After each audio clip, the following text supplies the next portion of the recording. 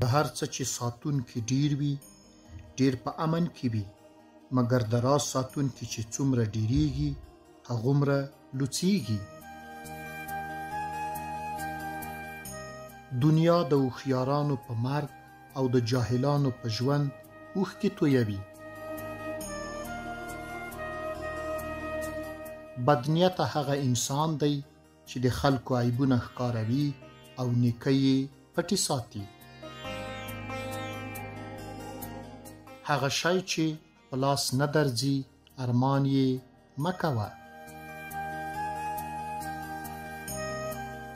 تر ټولو غوره فتحه د خپل ځان فتحه ده. هر انسان عقل او شعور لري، خو له عقل او شعوره کار اخیستل هر څوک نشي کولای. په قضاوت کې باید 3 شیان لري واوسي: هوس، کینه او قدرت. بې عمله عالم د هغه ړانده په څیر دی چې څراغ یې لاس کې وي خو لار پرې نه ویني.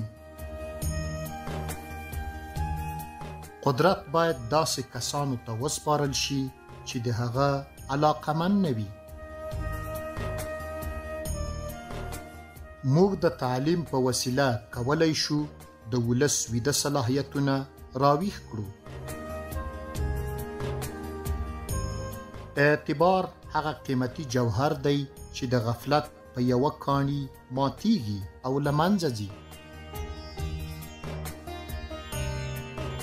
څوک چې د نورو لپاره خیر او نیکمرغي غواړي بالاخره به خپله نیکمرغي هم ترلاسه کړي. تر ټولو لویه بېعدالتي دا ده چې عادل ښکاره شي خو په واقعیت کې عادل نه وي. عامو خلکو ته شتمن د قدر وړ وي، خاصو ته پوهان.